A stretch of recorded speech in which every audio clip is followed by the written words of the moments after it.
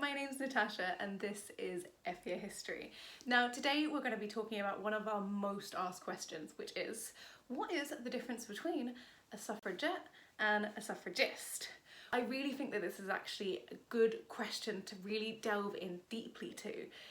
And to do that, you kind of have to go way back into the history of both groups and why they were formed and why even people were doing the fight for the vote.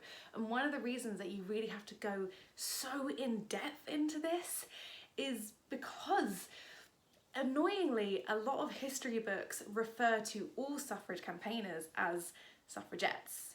And that's not only wrong, that's spectacularly wrong. So let's kind of demystify that a little bit. And to do that, we need to go way back to the start, back to why people were fighting for the vote in the first place. To be a woman in the 1800s, well, it sucked. Working women earned far less than men. If you got married, you basically lost most of your rights and were considered your husband's property. You couldn't own property, and any money you got most likely went over to your husband anyway. And this was all because women were considered the weaker sex. Their brains were thought to operate at a lesser capacity to men, and so it was not only okay, but good for women to have many of their rights given over to men. However, the tide was turning. In 1832, the first petition calling for women to be given the vote went to Parliament, where it was laughed out. However, this was just the start. In 1866, several women put forward another petition, this time signed by over 1,000 people. MP John Stuart Mill put it forward as an amendment that would allow women the right to vote. And it was rejected. Yeah, kind of. Of course, it was going to be rejected, really, wasn't it? But the fight was far from over. And it wasn't just a fight about the right to vote. It was a fight about equality in general. Because at the time, women faced the kind of inequality that we can only imagine now. It was staggering beyond belief. Just to give you an idea of just how much of a tidal wave of BS women were facing, let's take a quick detour, I promise it is relevant, to talk about the very excitingly named Contagious Diseases Act. In 1864, Parliament passed an act that, in an effort to fight the spread of VD, made it legal for any woman thought to be a sex worker to have to admit to a forced internal examination.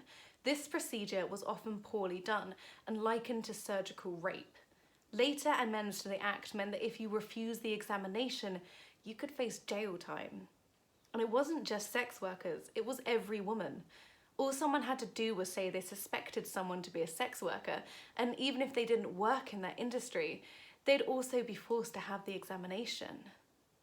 The outcry against this was unprecedented. Led by a pastor's wife, Josephine Butler, women across the country broke with what was morally expected of them and started to discuss the rights over their own bodies. They met in groups, they spoke out in public, petitions were made, and the response was huge. Women all bandying together to campaign against something so heinous. In 1871, one petition delivered to Parliament was so enormous that there was no table big enough to hold it. But it didn't stop there. Women like Josephine Butler and Elizabeth Walsingham went on and campaigned for other issues. For example, the right for women to own property, the right for women to have better custody rights during their divorce proceedings, and they even campaigned to increase the age of consent from 13 to 16. Now, I know what you're thinking. What does this have to do with suffrage? Well, a lot. Off the back of the Contagious Diseases Act, so many more women were going out and campaigning, and this in turn led to suffrage groups being formed around the UK. In 1897, 17 of these local groups formed the NUWSS, or the National Union of Women's Suffrage Societies. They were led by Millicent Fawcett. Millicent was involved in politics and suffrage campaigning long before taking the helm of the NUWSS. Alongside campaigning for the vote, she also worked to criminalise incest, prevent child abuse, and allow women into courtrooms when sexual assault crimes were being charged. Above all else, Millicent and the NUWSS believed in peaceful protest. Things like petitions, posters, leaflets, public debates, had all worked so far in the fight for women's equality, so why change it up now? Especially when one of the main arguments against women getting the vote was that they were too emotional and hysterical to possibly know what to do with it. Yeah, that was a real argument. And this peaceful protest tack worked. Soon the NUWSS had thousands of new members, with local groups and campaigners up and down the country. These women would become known as suffragists. So things are going great for the NUWSS and the fight for women's votes. But where is Emmeline Pankhurst in all of this, right? She's the face that we know of the women's suffrage movement. Well, she's about to enter the fray. Emmeline Pankhurst had been involved in the fight for the vote since her early teens, and in 1889 set up the Women's Franchise League, almost a decade before the NUWSS came together. With the likes of Emmeline Wollstonecraft and Josephine Butler, yes, they're back at it again, in the Women's Franchise League's ranks, surely they'd be the group that could do what nobody else could and finally get the vote. Nope. Yeah, if you're wondering why you haven't heard of the Women's Franchise League, it's because, like all great bands, they broke up because of differences. These differences being that some people in the group felt that they were going into a lot more radical direction than they were really comfortable with. But Emmeline didn't stop fighting. She actually ended up joining the NUWSS. However, she got pretty frustrated quite quickly, and in 1903 she ended up deciding to start her own group, which were called the WSPU. The Women's Social and Political Union started off with meetings in Emmeline's own home. Her daughters Sylvia and Christabel were helping run things. It was a real family affair. In February 1904, Christabel Pankhurst went to go hear Winston Churchill speak. During his speech, he stood up and demanded that women's suffrage be added as an amendment to the Resolution on Free Trade. Now, this might not sound like much, but in 1904 it was huge. In fact, it was so huge it was considered militant activity. It was precisely the kind of thing that a woman was expected to not do. There was an outcry about it, and so naturally the WSPU were like, we should carry on doing that. In 1905, Christabel was back at it, along with another WSPU member, Annie Kenney. This time not only interrupting MPs to ask when women would get the vote, but actually throwing everything into disarray by unfurling a Vote for Women banner. For this, they were sent to prison. Annie and Christabel were called out for their actions, but that was kind of the point. Women at the time were expected to be the gentler sex, placid and docile, so of course they made the news when they stood out in this way.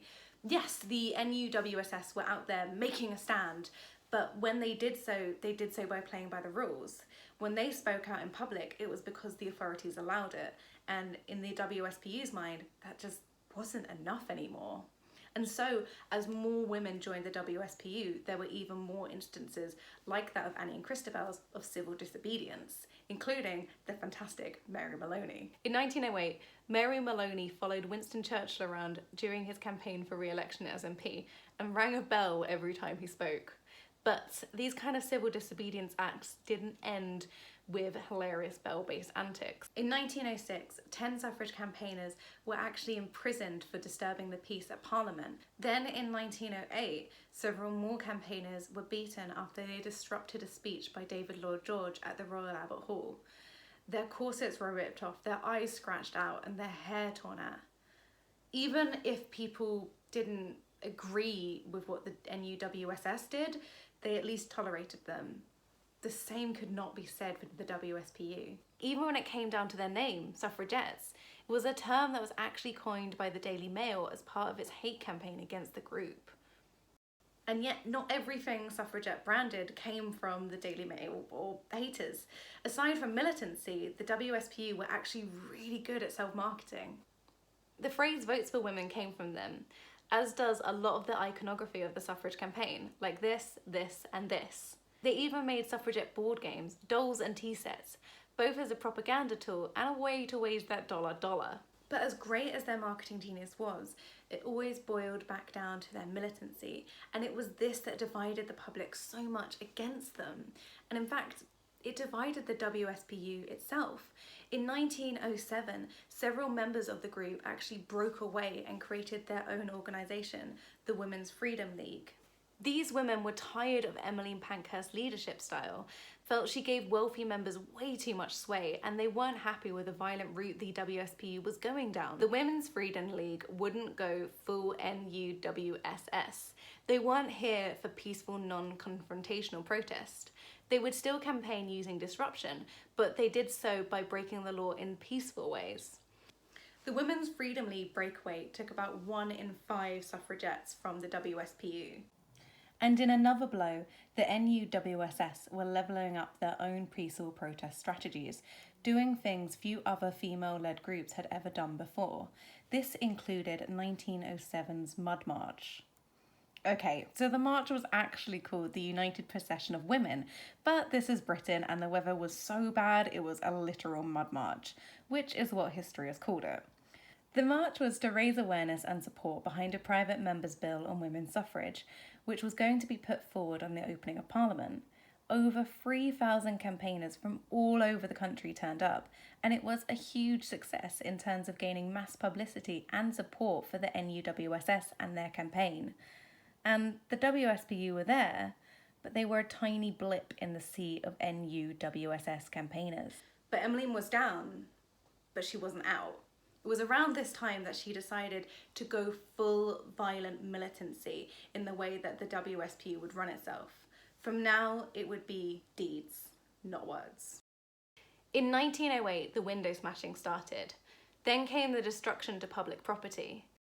And then, on 18th of November 1910, came what would be known as Black Friday. 300 suffragettes marched on Parliament after the failure of a bill that would have allowed some women the vote. The suffragettes were met with savage brutality. One disabled suffragette, Rosa May Billinghurst, was knocked from her wheelchair and beaten. Other women had parts of their clothes torn off and many were left injured. 1 in 3 of the protesters were arrested and many imprisoned. And yet, many newspapers didn't cover the police brutality against the suffragettes, instead focusing on how several policemen had had their helmets knocked off or were kicked on the ankle. What happened on Black Friday really underlines that point of how differently the public treated the members of the NUWSS and the members of the WSPU. Yes, the NUWSS faced some backlash, but nothing compared to the violence and vitriol that was given over to the WSPU.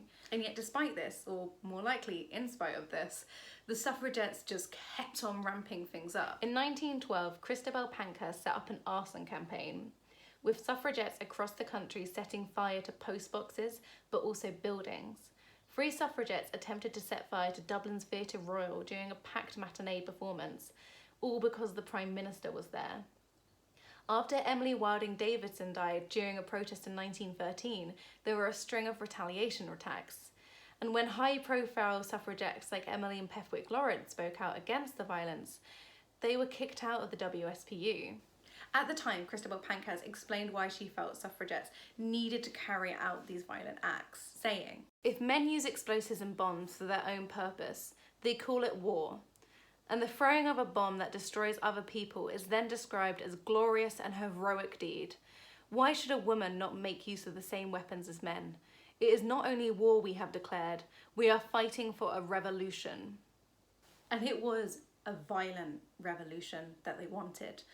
Just to give you an idea of how frequent these attacks were, according to historian Fern Riddell, in May 1913 there were 52 attacks, including 29 bombs being planted. Today, when we think about the suffragettes, we think of them as heroic in their militant actions. And that's definitely one kind of argument, especially when we also factor in just how much many of these women went through. I mean, we're not going to talk about imprisonment today, but my God. Still, it's also really vital that we look at the other argument, and that is that a lot of what the suffragettes did was terrorist in nature. Suffragettes knew that their actions would put lives in danger, and they chose to carry them out anyway. At the time, the suffragettes' actions were actually referred to as a reign of terror, and it was this reign of terror that created a huge rift between them and other groups like the NUWSS. The head of the NUWSS, Millicent Fawcett, said of the WSPU's violent tactics, We have the best chance of women's suffrage next session that we have ever had by far, if it is not destroyed by disgusting masses of people by revolutionary violence. And Millicent said this because while the WSPU were getting headlines, the NUWSS weren't just sitting around twiddling their thumbs. They were making huge political strides. It was because of their work that in 1912, one of Britain's major political parties, the Labour Party, included suffrage as a promise on its manifesto. And so they felt it was imperative that they show politicians and remind everyone that suffrage wasn't just the suffragettes, it was about more people than that. And so in June 1913, the NUWSS organised a pilgrimage to London. The women's pilgrimage got press in local and national papers, ending with 50,000 women coming together in Hyde Park. That's right, 50,000. Okay, let's talk numbers. So today, the suffragettes are probably the most known suffrage group. It's really what most people think of, but they were actually comparatively pretty damn tiny. In 1914, the NUWSS had around 50,000 members, and the WSPU had 5,000. Just for comparison's sake, let's put in the Women's Freedom League as well, who had 4,000. Okay, so those are the big differences in numbers, but there's one more big difference that we need to talk about when it comes to the WSPU and the NUWSS, and that is World War I. Come the outbreak of war in 1914, the WSPU actually announced that they would be stopping all their militancy and all their campaignings to help the war effort. And also in return, they got a load of the suffragette prisoners released. So, you know, that's a nice bonus. In comparison, the NUWSS actually carried on campaigning throughout that whole time, meaning that throughout World War I, as well as women being in work, the Votes for Women campaign was still on the agenda, and that's really important. What's also important is that in 1916, Millicent Fawcett actually wrote to Herbert Asquith, who was the Prime Minister. In her letter, Millicent underlined just how much women had done to help the war effort, and this, in conjunction with all their campaigning that had already happened so far, really helped turn Asquith's mind, and he announced that he would actually be putting forth legislation that would allow women to have the vote. And this time, it happened. 1918's Representation of the People Act gave all men over 21 the vote, as well as women over 30 who owned property or were married to someone who did. The road to getting that partial vote was long, but it was also one that couldn't have been done without both groups. They had many differences, from the way they were formed and operated to their vast differences in tactics, take on campaigning during World War I, and of course that 50,000 to 5,000 membership difference. But it was these differences that helped secure the vote.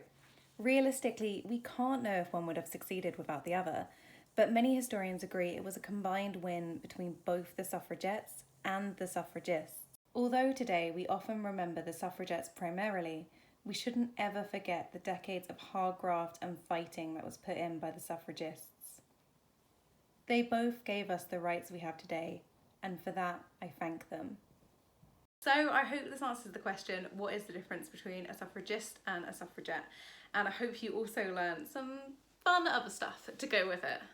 If you are interested in knowing a little bit more about me, then you can visit my website, fyehistory.com.